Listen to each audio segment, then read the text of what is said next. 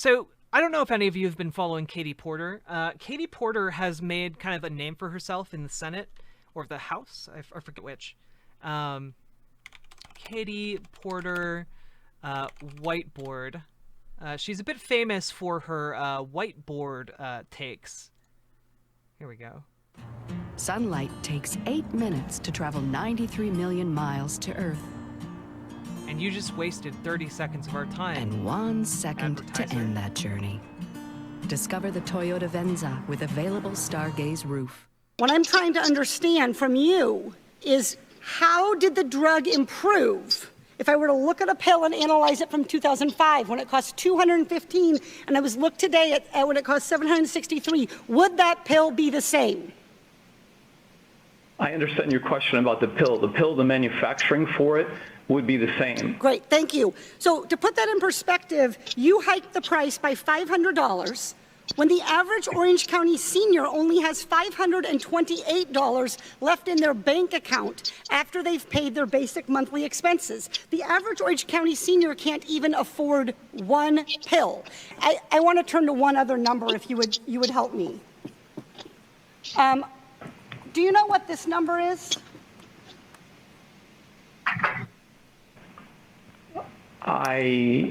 Does it ring any bells? But I think you're referring to my compensation in some way. Yeah, well, in some way. This was your compensation in 2017 for being CEO of Celgene, and that's a lot of money. It's 200 times the average American's income and 360 times what the average senior gets on Social Security. Now, of that 13 million, about 2.1 million came from your company hitting yearly earning targets. And more than half of the bonus formula was based on those targets. Any increase in the price of Revlimid would also increase your bonus by increasing earnings. Isn't that right, Mr. Ellis? If revenues increased and expenses did not, then earnings would be enhanced. Thank you. Mr. Ellis, in fact, the Oversight Committee found that if you hadn't increased the price of Revlimid, you wouldn't have gotten your bonus. Mr. Ellis, do you know how much you personally received in bonuses over 2 years, the last 2 years, just because Celgene raised the price of this one drug, Revlimid? I receive very generous compensation, but I don't know the exact number that you're referring to. In fact, you personally received $500,000 personally just by tripling the price of Revlimid. So to recap here, the drug didn't get any better, the cancer patients didn't get any better, you just got better at making money. You just refined your skills at price gouging.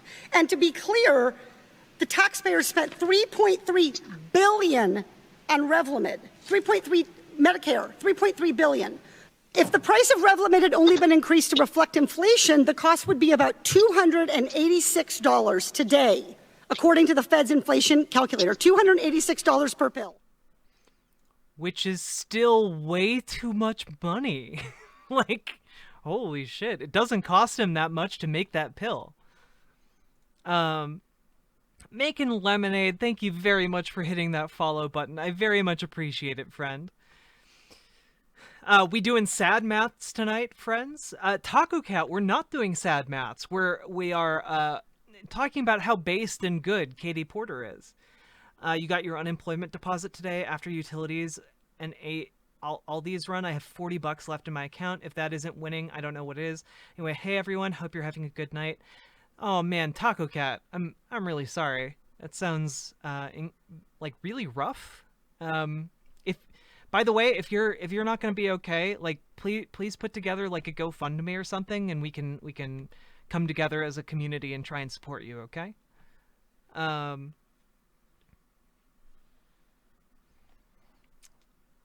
right.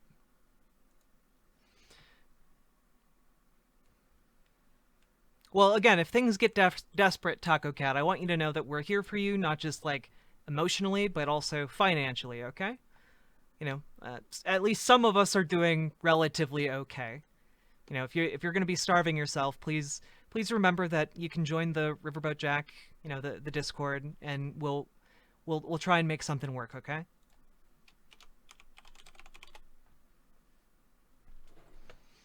All right. Well, we gotta, yeah. Anyway, yeah. Just let us know. We'll donate to your PayPal or something. We'll figure something out, okay?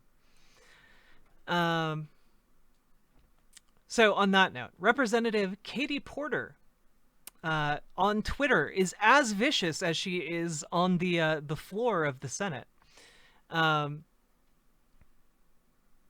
Yeah, the Riverboat Gang looks out for one another. Okay, we're here for you, and that's not just like bullshit. Okay, we'll do our best. We should prioritize workers, not large corporations, yet Mitch McConnell is fighting tooth and nail to let corporations off the hook if their workers get COVID-19 on the job, and he's holding pandemic relief hostage at the expense of millions in the process. McConnell is claiming this policy to help small businesses, but there's already McConnell is claiming this policy is to help small business, but there's already an existing legal standard to protect businesses that are acting reasonably. Negligence. The Senate wants to wipe this away and let corporations off the hook for endangering workers. The reality is that corporate immunity would give companies the green light to put profits before people. We've already seen evidence of this life-threatening behavior, including right here in Orange County. We'll take a look at this news story right now, actually.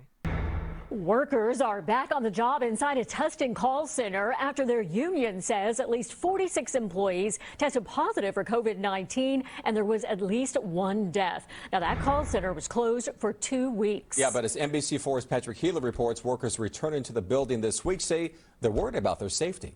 Temperatures checked at the door as workers returned to the AT&T call center in Tustin, closed for 2 weeks after a COVID outbreak that one employee says, looking back, was not a surprise. We work close together. There's a lot of opportunity because we're always talking. We're on the phones all day. We didn't wear masks while on the call because it's difficult for the customer to hear us. Eddie Rivera told us he tested COVID positive October 19th. I was knocked out flat on my back or on the couch, as it were, for 14 days. Headaches, dizziness, insomnia. I ran the gamut of symptoms. He said COVID also infected his wife, who works in the same building, and spread to their daughter. We have entire families that are affected by this. The executive VP of the Workers Union Local told us he never got a full report from the company, but counts at least 46 who tested positive. Jeez. Among them, a 20-year phone company veteran, sorority sister, and beloved aunt named Gail Ballard. She found joy in everything she did, and she loved her work family. Niece Larisha Hunter Edmond told us her aunt came home from the call center October 16 feeling fatigued. Over the next week at home, her condition only worsened. And it was confirmed that she had COVID at the time of her passing. The niece cannot be sure, but believes her aunt caught it at work. If only she could have worked from home. If they allowed that, she would still be with us. Early on in the outbreak, AT&T issued a statement that we have teams who must report to an office due to the nature of the work that they perform. We provide our employees with the tools they need to stay safe while on the job, unquote. In the days that followed, Member of Congress Katie Porter wrote AT&T's CEO, I am gravely concerned by what appears to be a lack of timely actions to protect employees, unquote. After the reopening this week, AT&T stated, this workplace is safe for employees to return, noting additional measures including deep cleaning, increased ventilation, requiring masks at all times in the office. But concerns remain. There's no comfort level to this. I don't feel safe yet, and I feel terrible for the reps that have to go back in our office right now. Rivera's approved leave ends tomorrow, but he told us he is still suffering from headaches. The union says it was told that arrangements would be made by the end of the month for some employees to be able to move to working at home, but no more than 25%. The union is pushing for all to have that option. Reporting live, Patrick Healy, NBC4 News. All right. Thank you, Patrick. Jeez Louise. Wait, can I not? There we go. Oh, stop. Tonight, an effort to... All right.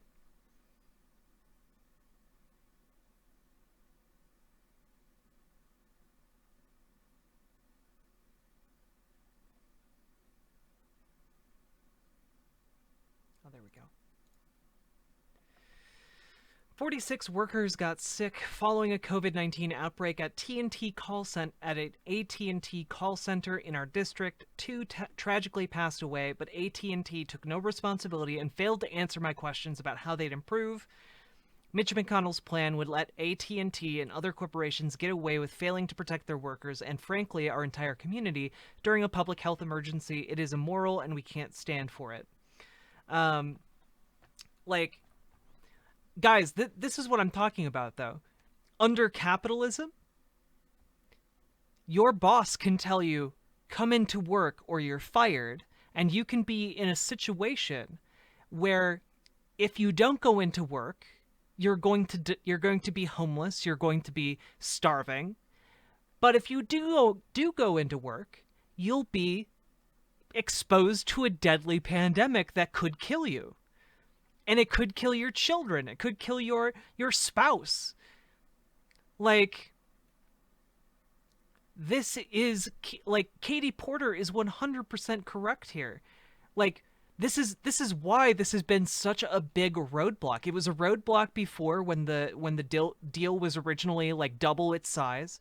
It's a big roadblock now because more than anything, Mitch McConnell really wants protections for big companies like AT&T so that they can force you to come into work and then not be held liable for your death, for your lasting scarring in your lungs, the heart palpitations you deal with for the rest of your life, your brain aging a decade because COVID-19 managed to get through the membrane.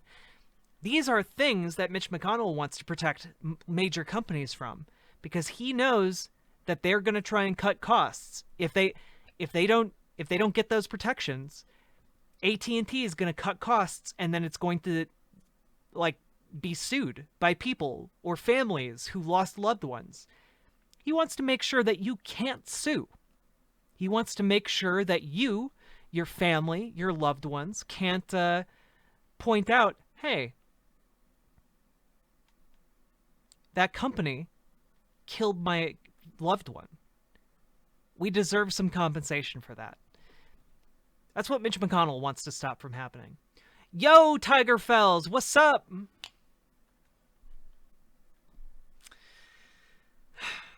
Anyway, Katie Porter, incredibly based. I'm going to hit this follow button. Don't judge me.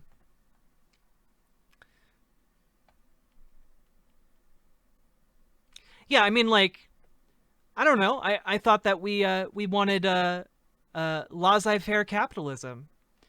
Under capitalism, you should be able to sue these companies, no? Why do they want these legal protections? Capitalism always has been a bad way to run an economy. You can argue that's an improvement over, the bad way to run an economy that was feudalism, but, other than that, socialism is objectively superior. All right. Goodness. How is everyone doing in chat? Hello.